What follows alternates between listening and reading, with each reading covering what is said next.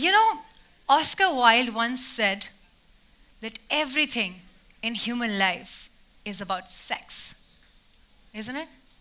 Except sex, though, because sex is about power. And as Superman once said, with great power, with great power comes great responsibility. Speaking of responsibility, we are 1.4 billion today and growing.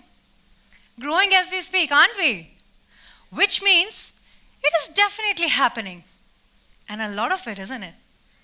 But we shy away to talk about it. I can sense the silence in the room right now.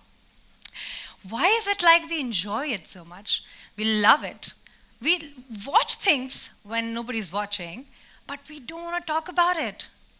Well, I am Anveshi Jain. I'm an actress and a singer and a social media influencer, if you like to call me that. I want to talk to you about sex education. I want to talk to you about the lack of it that brings some really serious consequences to us. I am not going to make you uncomfortable by talking about what, when, how, this, that. No. I'm just going to start by telling you a small story that will be self-explanatory. There was this little girl, her name was Toshi. She was bright, full of life, so exciting that wherever she walked in, she made the room cheer up.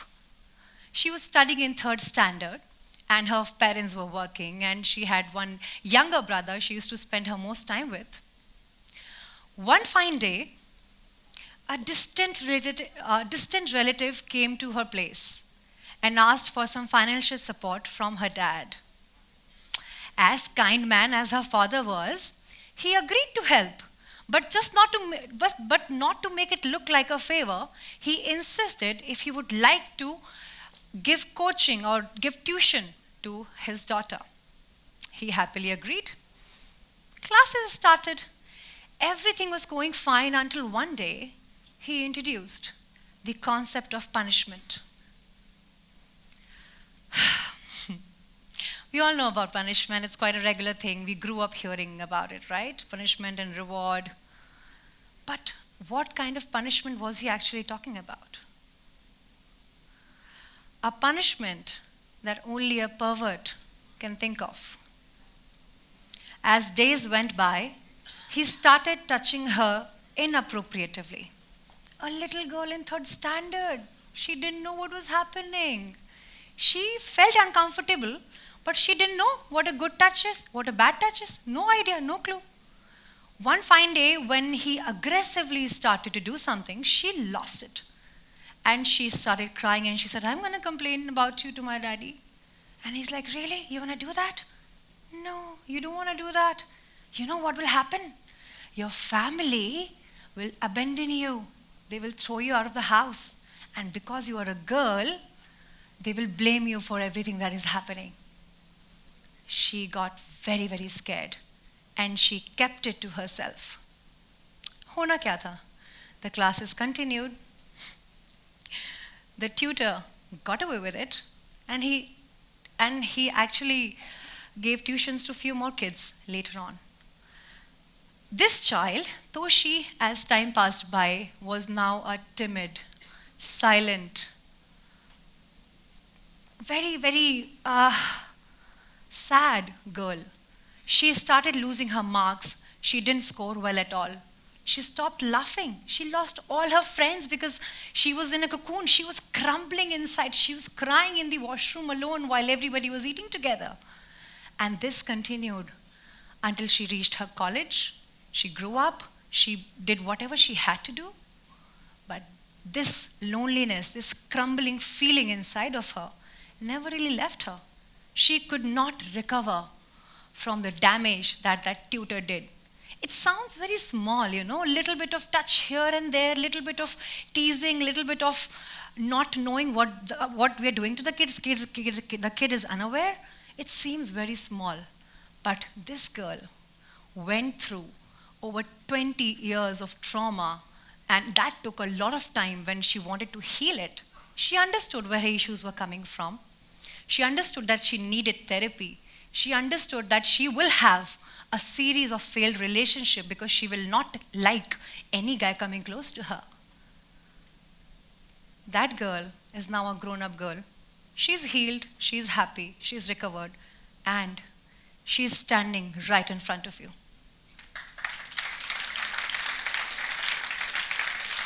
Hi guys, I am Toshi. My name is Anveshi Jain. Toshi is my nickname, and this is my story. And I take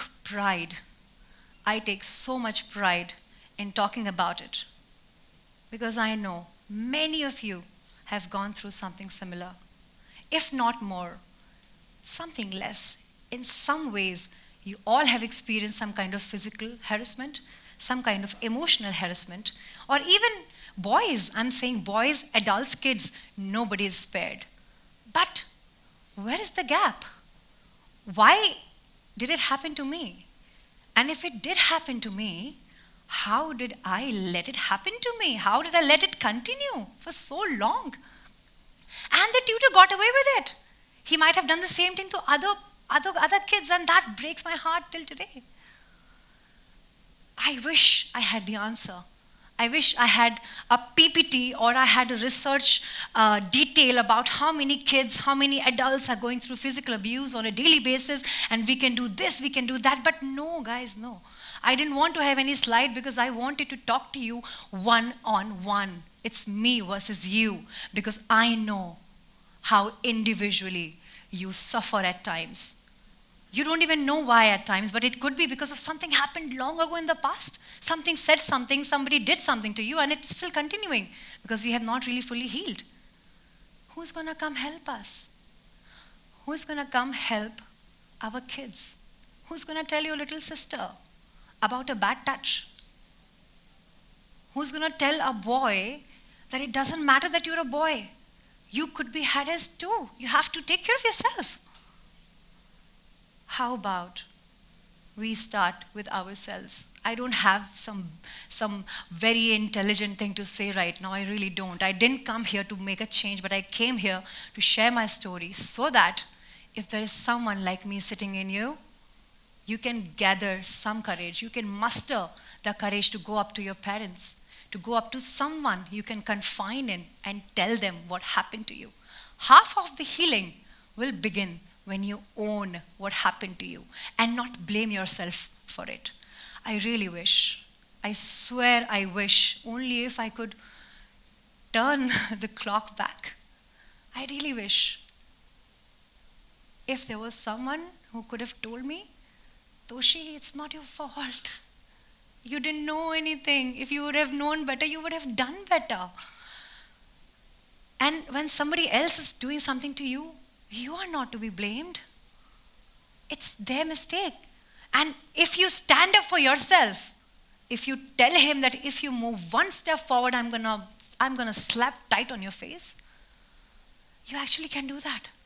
You won't be wrong. And that's exactly what we should be doing. But who is going to teach this to our kids? Who is going to teach them how to act in such situations? And I'm very sure, even as adults, even till today, I shouldn't be saying this from where I'm coming from now. Even till today, I have seen that I come from a background of events. I have hosted events for good 6-7 years. I had a lot of clients from corporates like who called me to host the events, and some from weddings. And there used to be some people who were trying to be extra friendly, like they would want to shake my hand, unnecessary, for a little longer. I know about touch. I have been a dating coach. I've been talking about body language for years. I know it. They'll hold the hand. They would want to hug you. They'll ask me if I'm repulsive. Can I please hug you? Why? What is the need? But even today, I sometimes don't know how to react to such requests. I have no clue what to say, what not to say. And I can only imagine the scenario where there is power dynamics in play, where there is someone who is authoritative to you, and you can lose your job if you speak out. You can lose your dream if you do something about it. Be fearless. when you talk about what is right, when you stand up for yourself, the world stand up for you. And if nothing, at least you would know that you did the right thing because you stood for yourself. And trust me when I tell you this, I have walked out of places where respect was not served. I have walked out of films that didn't portray me correctly because I respect myself utterly. Because the way I love myself is how I tell the world how to treat me and how to love me.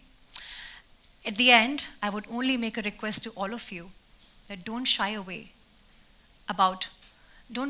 when it comes to talking about good touch, bad touch, whoever you care about. Talk to them about your issues and tell them that they don't have to go through what you went through, what I went through. We can give them a comfort zone. We can tell them that they can come to you. If nothing, at least they can come to you and you can deal with the situation better. And for yourself, as far as that is concerned, I think we can be a little more fearless and far, far more courageous. Thank you so much, ladies and gentlemen.